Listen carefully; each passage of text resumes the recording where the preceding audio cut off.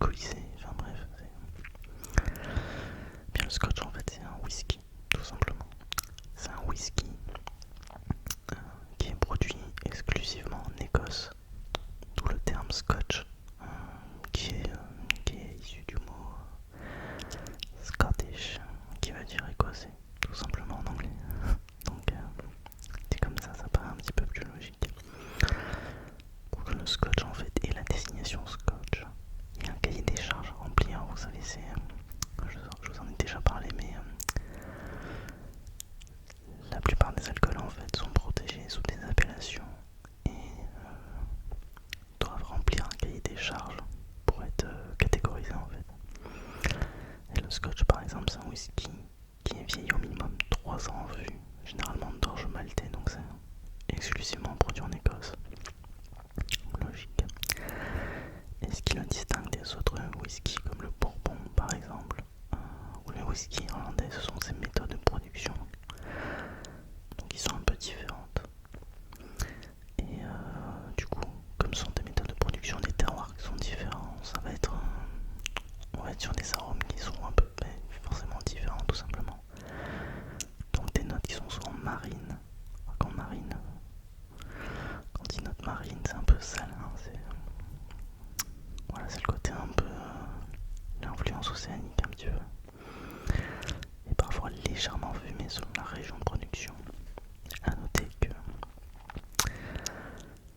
il me semble que c'est l'intégralité ou alors vraiment la grande majorité des whiskies tourbés sont produits en Écosse.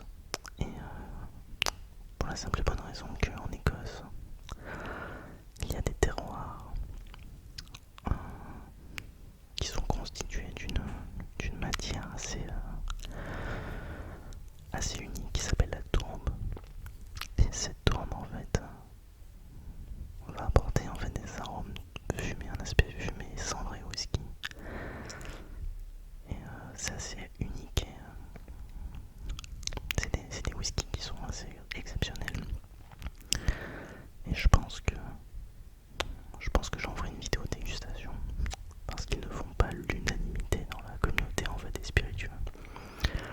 C'est des whiskies qui sont très spécifiques, presque exclusivement produits en Écosse, si ce n'est l'intégralité, puisque la tourbe n'est présente qu'en Écosse. J'en ferai une vidéo dédiée, je pense, parce que c'est un sujet qui est hyper intéressant et qui mérite en tout cas une vidéo entière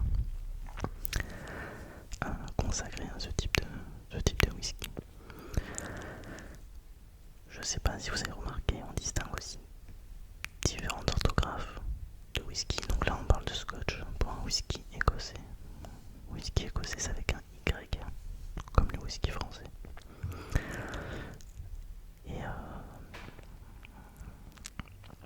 Et pour les whiskies japonais également d'ailleurs. Et vous avez le whisky avec un E, donc W-H-I-S-K-E-Y. Et donc ça c'est plutôt du côté de l'Irlande, des États-Unis. Donc c'est une nuance qui reflète en fait les traditions et les choix un petit peu historiques propres à chaque pays, quoi.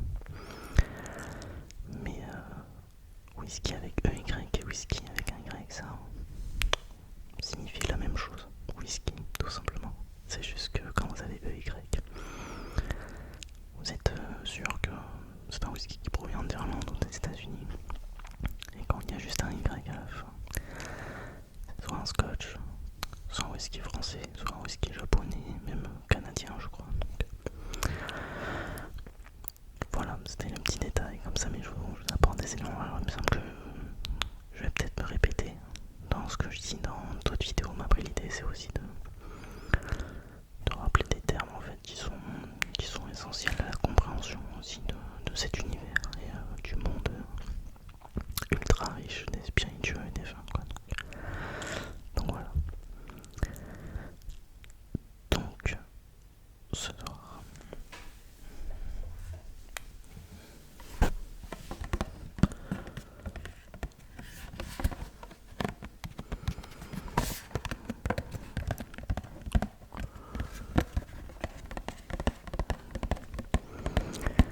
je vais faire la dégustation d'un scotch que m'a offert une amie à moi, très bonne amie à moi.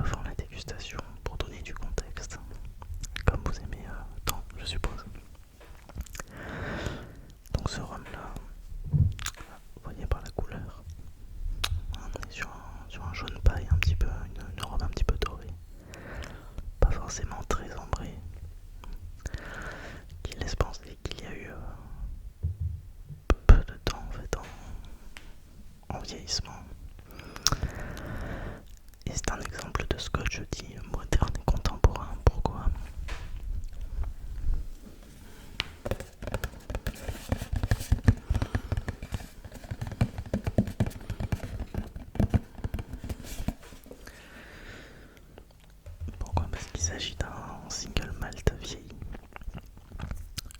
initialement en fût de bourbon. Pour rappel, le bourbon c'est un type de whisky également, ce n'est pas une autre boisson, c'est pas un autre spiritueux à part ça. Le bourbon est un spiritueux dont est un whisky en fait qui porte le nom de bourbon parce qu'il est produit exclusivement, presque exclusivement au Kentucky, et qui est produit à partir de au moins 51% de maïs. En fait, il faut que la matière première, donc la céréale en fait qui produit le whisky, il faut que le whisky soit composé d'au moins 51% de maïs pour la production de ce whisky. Presque exclusivement au Kentucky. On appelle ça le bourbon, tout simplement. Le bourbon, le bourbon, le bourbon, le bourbon, le bourbon, le bourbon, le bourbon.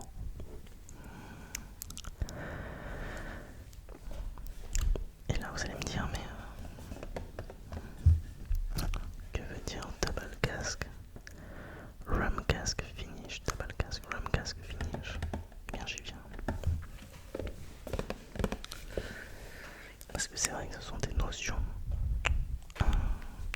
Quand vous achetez des spiritueux de qualité qui ont un vieillissement, qui ont un élevage, on comprend pas vraiment ce que ça veut dire. Et il y a raison, parce que c'est assez technique en fait si on le sait pas. Et c'est souvent des appellations anglaises en fait, typiquement. Donc, il n'est pas rare que certains spiritueux soient vieillis en vue d'autres spiritueux. Il me semble que ça, j'en avais déjà parlé, peut-être dans la vidéo du rhum, ou en tout cas autre, mais il est pas rare que certains spiritueux soient vieillis et maturés dans d'autres vues qui ont servi à faire d'autres spiritueux. C'est pour apporter de la complexité aromatique, tout simplement apporter de la rondeur, des arômes particuliers, donner en fait une identité à la boisson. D'ailleurs, il y a une pratique très courante des distilleries qui rachètent des fûts de propriété viticole. Notamment en France, ça se fait beaucoup. Les distilleries vont acheter des fûts déjà utilisés à des propriétés viticoles, donc ils vont du vin pour faire vieillir leur spiritueux, donc whisky et rhum principalement. Et ça va apporter d'autres arômes en fait si vous voulez. Voilà, c'est très courant surtout avec les whiskies. Le type de fût le plus populaire pour la finition des whiskies écossais est le fût de sherry. Cherry, donc S-H-E-2-R-Y. Cherry. Alors vous allez me dire, mais qu'est-ce que c'est le fût de sherry? Et bien là je fais un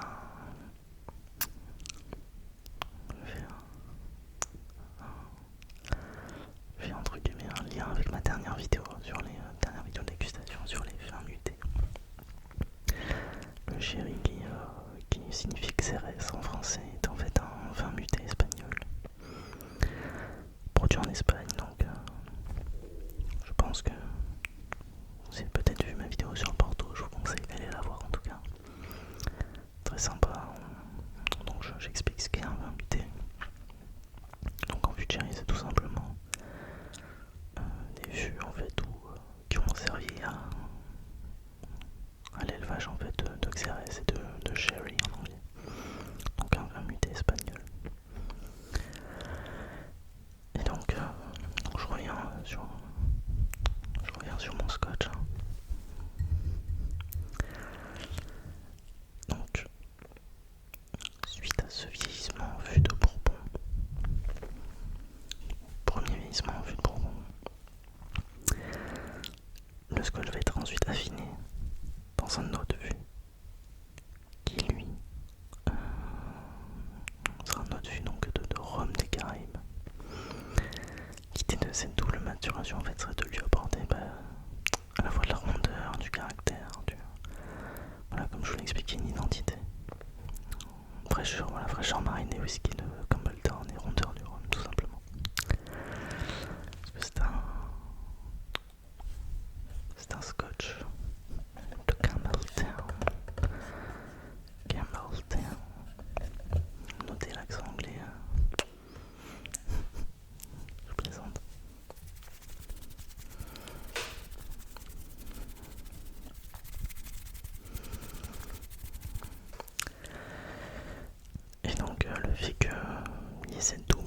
maturation, ça va permettre de lui donner l'appellation Double Cask Finish, donc qui signifie littéralement double passage en fût.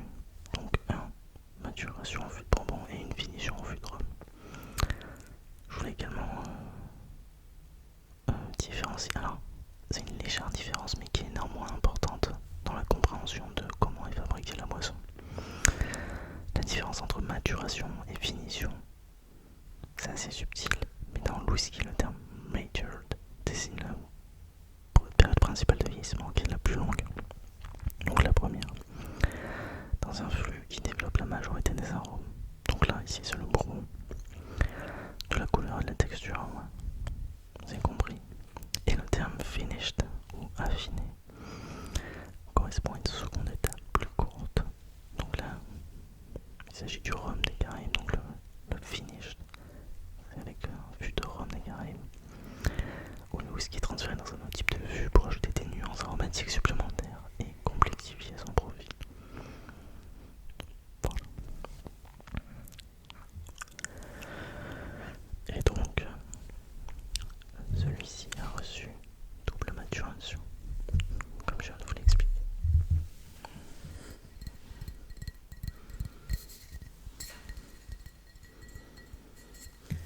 Je trouve que le tapping sur la boîte est très sympa. Écoutez ça.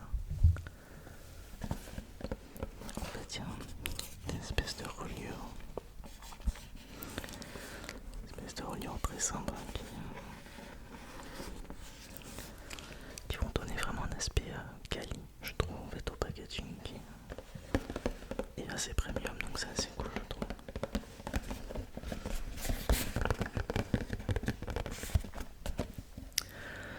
Donc Glen Scotia est l'une des dernières distilleries en fait à Campbelltown, qui est une ville portuaire située en Écosse. Et donc c'est une petite ville en fait qui était autrefois un centre majeur de la production de whisky, puisqu'il s'agit d'une ville portuaire et donc ça facilitait les échanges commerciaux, évidemment, vous imaginez bien. De plus, c'est une région qui a des dispositions au niveau du terroir qui sont assez spécifiques, puisque le malt qui est produit confère au whisky une légère salinité. C'est le climat marin en fait, tout simplement. Et des notes fruitées grâce au climat, voilà. Des notes fruitées et salinité avec des sols qui sont gorgés en fait de minéraux, tout simplement. On est sur, alors les gars, on est sur un scotch de 46, ouais voilà, 46% de volume d'alcool. Ça tape un petit peu, pour rien vous cacher. Rich and exotic, très sympa. Pour information, avant la dégustation, vous trouverez, je pense, chez un caviste, cette bouteille pour une cinquantaine d'euros. Voilà, vous pouvez la trouver en ligne sur les sites marchands. Cinquantaine d'euros les 70 centilitres, ce qui me semble être plutôt convenable.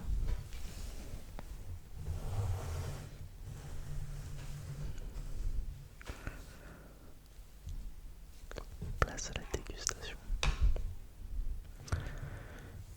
Je vais en mettre partout.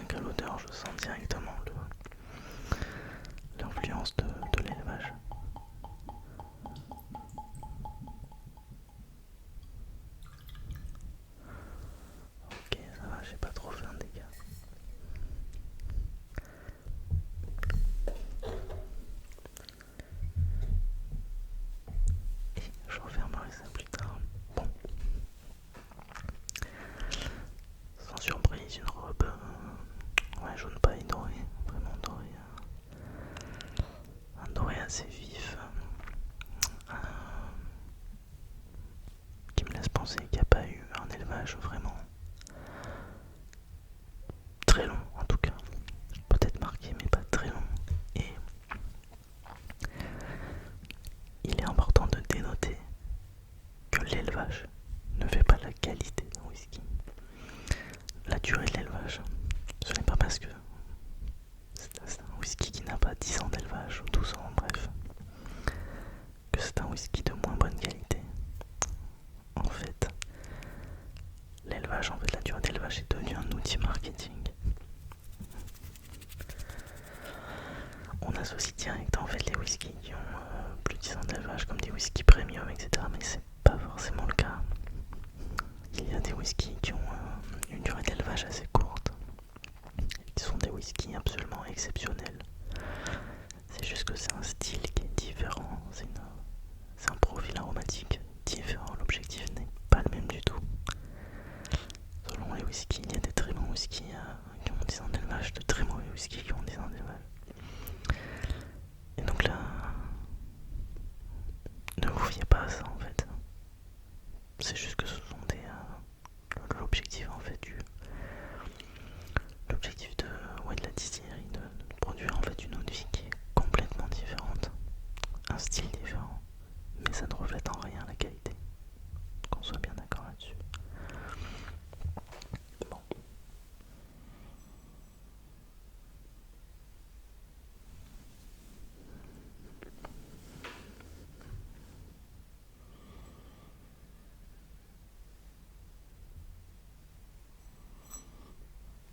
Ouais, franchement, déjà au nez, en effet, il est plutôt marqué par l'élevage. On est vraiment sur un style vraiment assez rond et exotique, vraiment fruité. Ça c'est intéressant. J'ai moins le côté peut-être salin au nez en tout cas.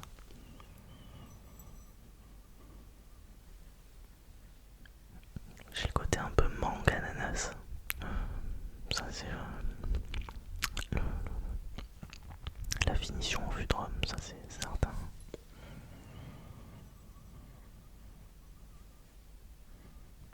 J'ai pas le côté salin que je peux retrouver dans un scotch. Vraiment un côté ouais, presque minéral en fait.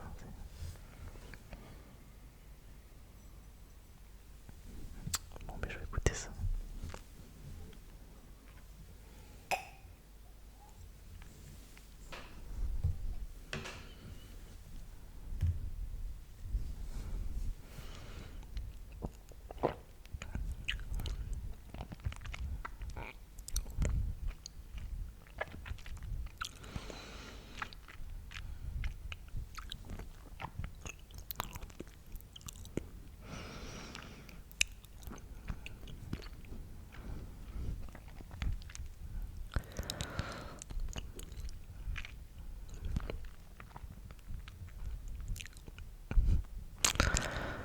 Ouais, il tape pas mal en vrai.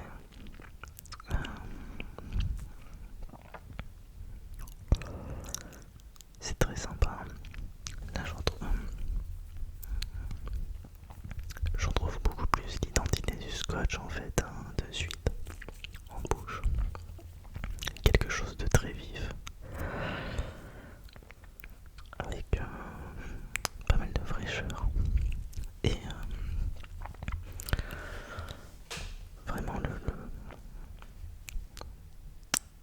alors, je suis très, très agréablement surpris parce que je trouve qu'il y a vraiment un bon équilibre et c'est vraiment ce que j'aime moi en fait dans les c'est vraiment ce que j'aime en fait dans les bons whisky, et que les finishes ne prennent pas le dessus en fait sur l'identité de la boisson, de l'eau de vie en fait. J'ai besoin de ressentir le terroir en fait dans la boisson, dans le whisky. Et j'ai parfois l'impression que avec certaines finitions, on perd un peu ça parce qu'on va chercher à avoir trop d'arômes, trop opulents. Et là on a un bon équilibre justement entre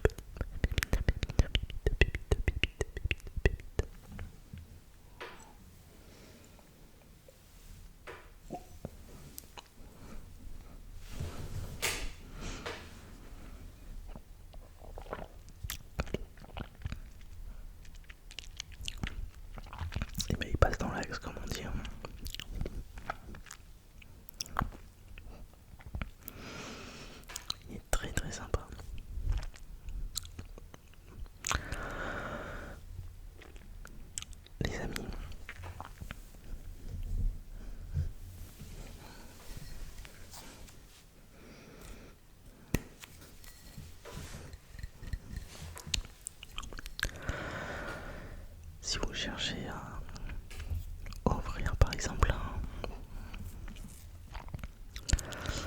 un scotch, voilà, un bon whisky, un bon spiritueux, quelqu'un qui est tout juste initié, quelque chose d'assez accessible déjà niveau prix, mais aussi en termes de profil aromatique et de style. Je pense que je suis en mesure de conseiller ça, sans problème. Franchement, il est vraiment facile, il est accessible.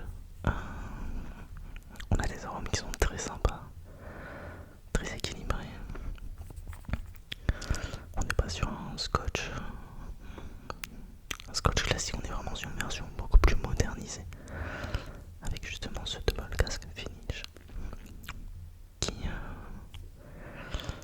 est selon moi une bonne recette. On a besoin de ça aussi, c'est vraiment de moderniser aussi certains spiritueux en fait pour redorer un peu l'image et éviter de trop rester dans une image qui est vieillissante. Je pense que ça pourrait être un joli cadeau en tout cas.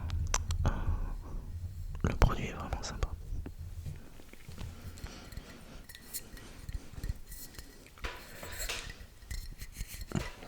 Donc je suis ravi qu'on me l'ait offert du coup.